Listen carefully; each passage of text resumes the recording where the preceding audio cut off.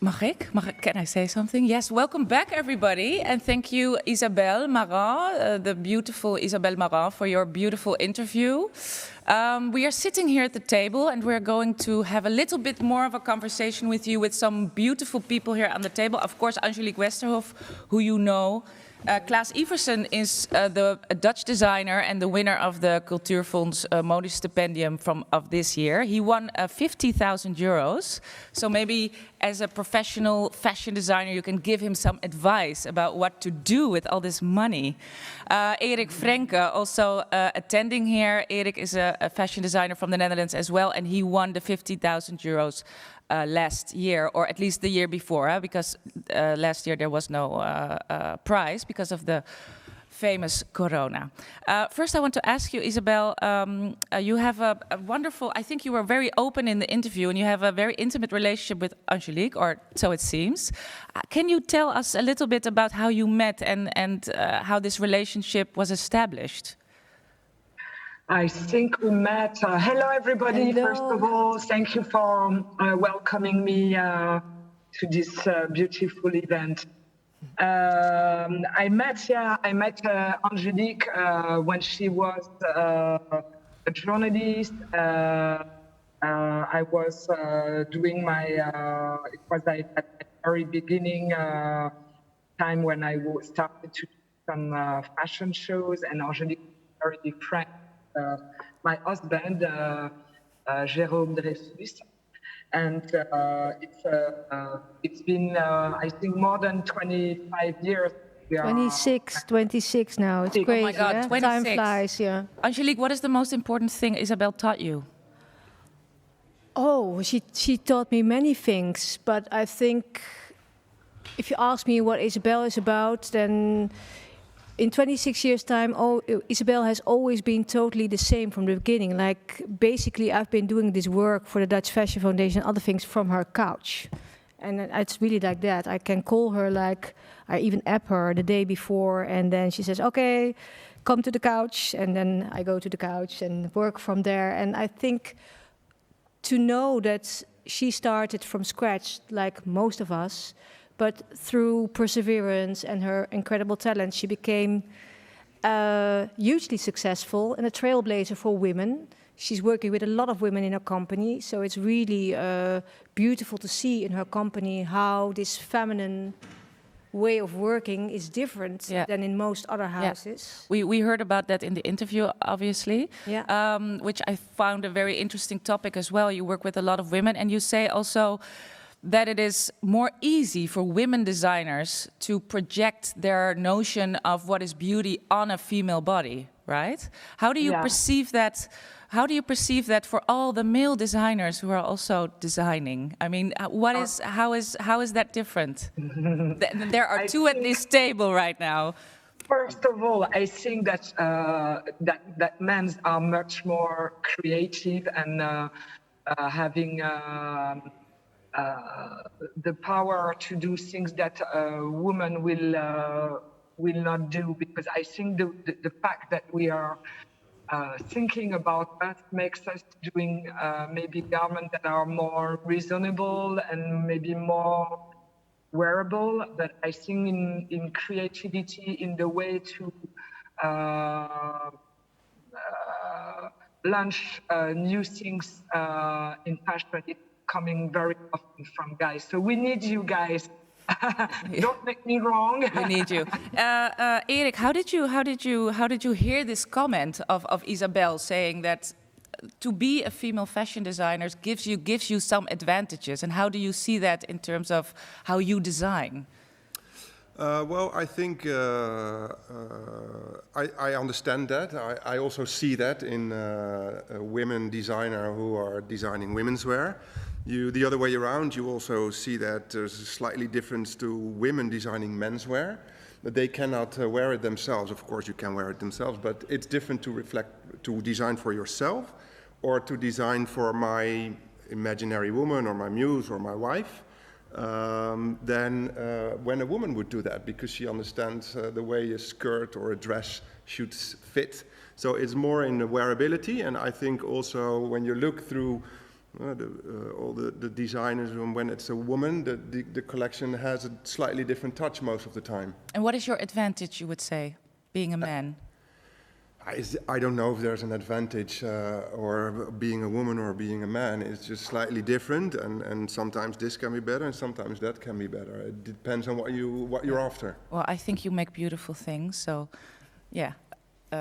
Yeah. Okay. Anyway, I just want to say that. Claes, the same goes for you, of course. How do you view this topic of female energy in the workplace, designing as a female for other females?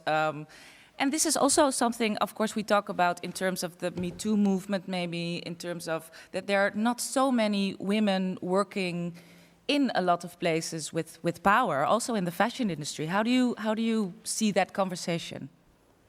No, I think, like Eric also said, there is a certain. I think that in general, if you see a female designer, her work is somehow feminine. Horrible! My phone is ringing. Oh, sorry.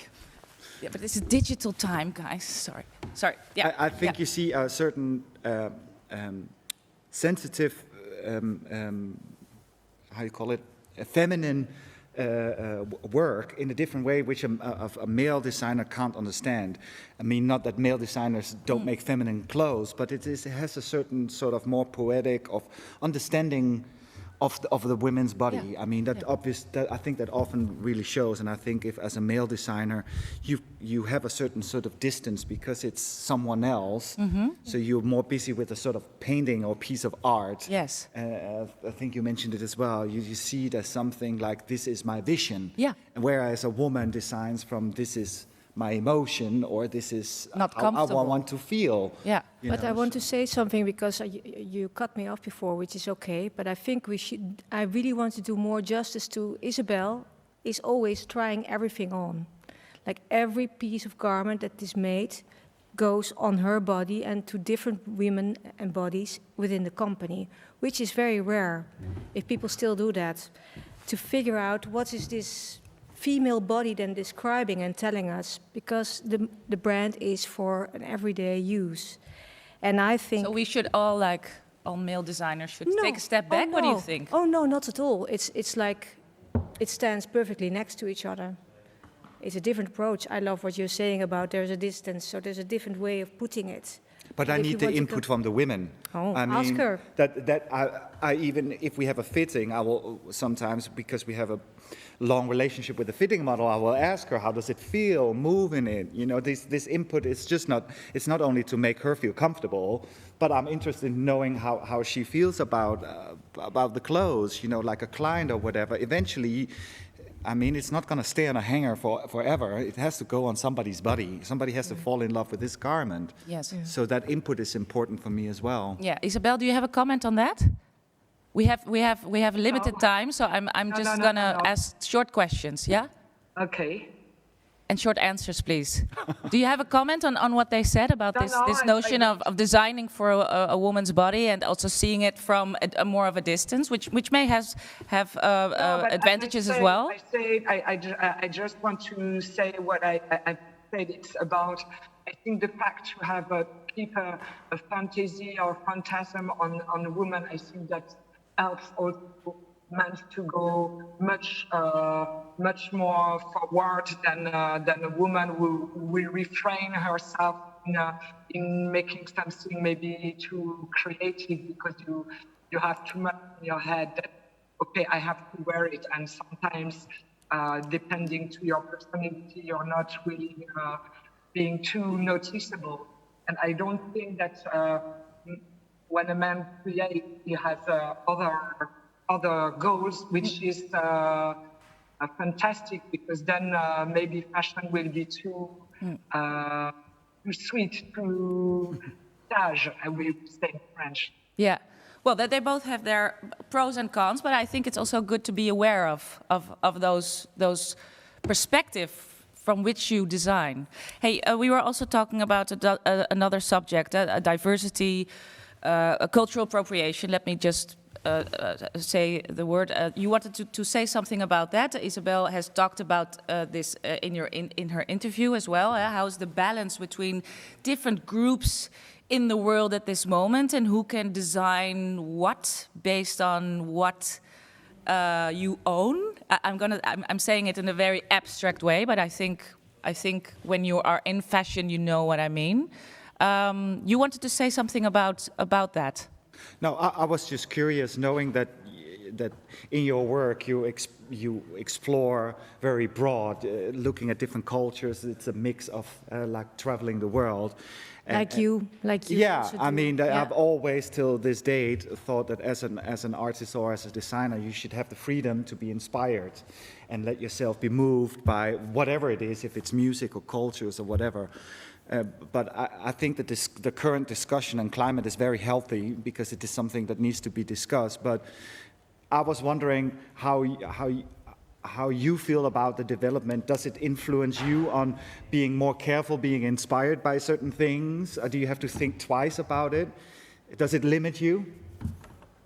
Yes, of course. Yeah, because I think now it's something that is becoming a real subject, and it's true that you cannot use any pattern as you want. I could do it before, and now I'm much more conscious about not robbing things from other ethnics. Then if I really want to work on something, I try to have a relationship and to discuss that with the origin of the patterns and see how we can work together. So you're So choosing. it's actually much more work because it's a longer process using something. Yeah, that's true. You're right. The problem in fashion is that you don't have the time really to have this test. So it's really cutting part of things that I will have do before that I actually do because of the short timing. Yeah. You also talk about in your interview about that there are several poles, right? You have more on the left and more on the right, that is quite strongly against each other, let's say, and you say this is the time to talk. This is the time to have a conversation. What do you think are important notions if we have this conversation? What we should be aware of instead of what you say a little bit in the interview, fighting. I say it in an overreacted way, but we shouldn't maybe be so polarized. But how can we come together, and what is a healthy way to have this conversation according to you?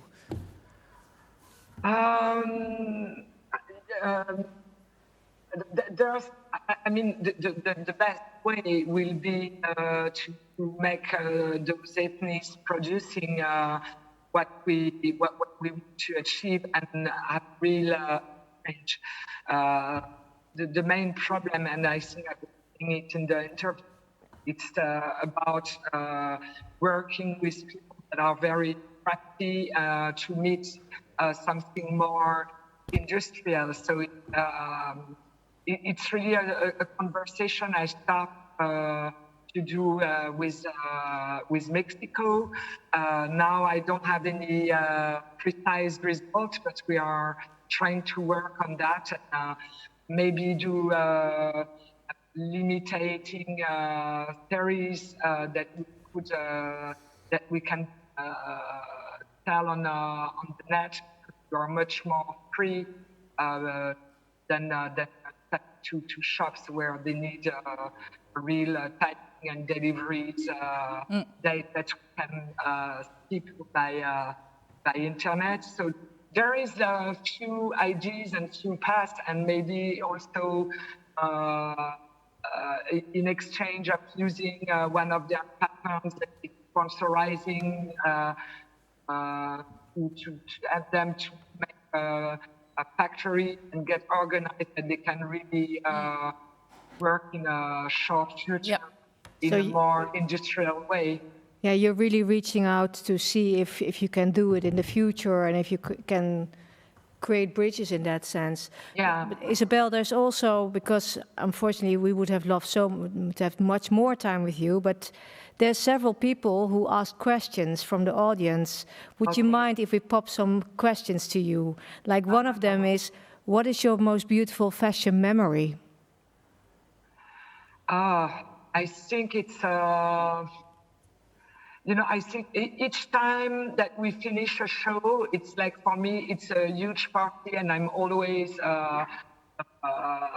amazed that everything went well, and that it's the achievement of so many problems we've been passing through and resolved, and finally everything is there, and the models are there, and they walk, nobody fall down, the music stopped, the shoe was there, I think everything was my most fabulous moment in fashion after the show, yeah. And another question is, like, you have been achieving so much success and so many years in fashion already behind you, but what makes you tick until now and again to continue doing it every day when you wake up? I think it's the frustration of having the feeling that I never reach exactly what I wanted to do, and that makes me start again another collection. Frustration. Okay. Erik, is this something you recognize? Yeah, kind of. Of course, you need always to find a reason to go again. But what for me is always important is the moment that you feel you found something that's for you new, and you start to understand, it's actually interesting. You have tried a couple of things, and you understand that the new step, the new research you've done is fruitful, and you start to visualize the whole range and the fabrics that belong and the colors. And for me, that I love that moment so much that I always like to go there again. Yeah. And also you say you like to go there again because we have had a tough year, right? The COVID. We're talking also about these notions of diversity, power relationships that's changed, body positivity. Well, all these. I think we are at the moment of shifting a lot. There's also a lot of happening in digital fashion. What would your advice be for people starting now also and graduating? Like, how do you reach that moment what you're talking about, and do we reach it in different ways, and is there different points of starting points, you know what I mean? I think actually I'm confused. Are you asking in this Isabel? time? No, I'm asking Erik, but Isabel can answer in a bit. Well, it depends, I think, on what you want to achieve. Do you want to establish a label, or of course, money is a very important thing, whatever you want to achieve. But I think the most important thing is really to do something unique, to do it from the gut, and to make sure you're connected to yourself. Don't get influenced too much by what's going around, what's happening around you. Yeah. And dare to take the risk to follow yourself. Yeah. Isabel, what is your advice for people just graduating from the academy? What the fuck should they do? Sorry. Pardon my French. I think I totally join what Erik just said, because it's really, as I was saying, it's really about having your style, a strong personality that can really last for a long time. I think it's about also be patient and not willing going too fast, and experience and establish like a very strong base from the beginning. For example, when I started, I decided that I was too young to do a fashion show, and that function, of course, it's very exciting, and all young designer goes straight away into, okay, I'm doing a fashion show. But I think that what's really needed to be able to go on is to do clothes that people are wearing and are buying, because if you don't have that, then you cannot go on. You need to, at a certain point, you need to earn money and not spend money for nothing. So that's how I built my company. I was like very reasonable, and I wait for I think about 4 years before doing my first fashion show. I was looking at all my friends, young designers, and they will do fashion shows, and like really amazing clothes, but that were not so wearable. And then it was more to get the eye of the press. But then the press does the article, but if you don't have anything behind that you can really sell, that doesn't make you last for a long time. So be very careful about that. That's a very good point. Huh? The blow up of the circus and the press and the things, but where are the clothes and where are the people and who's buying it and who's wearing it? Klaas, you just won a big prize. The people that should wear the clothes. How is this an advice you will take in your further steps ahead? Or what are you going to do with all this money? Basically, that's the question. Huh? Wearability, that the products are wearable. Do you mean that? Yeah. Of course, but I think I've been busy with that for a long time, thinking about the consumer, because you need to reach that consumer. That's what, I mean, that's my existence. I can do things that I like, but eventually you want people to fall in love with what you do. Yes. I do think that what for me is very important for the prize is I see it really as an extra. I see it something which has to stimulate my creativity, because I think that especially in this business, you're all the time busy with trying to make a product and earn money with a product. And this for me is sort of a precious, unique, once in a lifetime opportunity to have some money purely for the creativity, without having to say like, okay, it should bring me money. Yeah. If it does, it's even better. Basically, that's also what Isabel and Enik are saying, like this ground for yourself, this personality or this gut feeling to start from. And I think it's also very you get easily distracted, right, of all these other things, like the press, the catwalk shows, the Instagram, I don't know, but what is your gut and common, like, basic? That's a little bit what you're saying, right? Yeah, I think it's very important to sometimes try to shut yourself off and think like, why am I doing what I'm doing? Yeah. Is it me? Am I happy with it? You know, these are questions that I think are very important to keep asking you, and not think like, oh, I need to be a hype, I need to be cool, I need to be this. But and this is what you want to focus on. From your heart. Yes, I'm very interested. Angelique, we only have 1.5 minutes. I will give you the stage, please. I think I would love to ask Isabel, with how many people did you start back in the days? And with how many people are you working now? And what does your team mean for you? I started me, myself, and I. And then, and today I think we are more than 400. And it's true that one of my most successful moment for me, it's the company I was able to create with such a beautiful energy and feeling at home in my family, and hold up when I'm not such in a good shape, and that's very important. And I mean, we spend a lot of time at work, so it's very important for me to come to the office with a big smile on my face. And Isabel, do you have an advice for Dutch contemporary fashion? I think it's not especially for Dutch, but for all the fashion. I think we are all on the same path, saying that again and again, ask yourself, always question, do I do what I want to do? Am I convinced? Not to get lost into something you're not willing doing, and keeping strong ideas and a strong style. Thank you very much, Isabel Marant from Paris. Yes, thank you for all your wise words. Erik Frenke as well, thank you. Klaas Iversen, thank you. The time is up, but please stick around, because a 2:15 there will be another panel about digital fashion, which is also a groundbreaking realm, I think, in fashion right now. Thank you very much, everyone. Merci, See you in a bit. Isabelle. Merci beaucoup. Bye bye.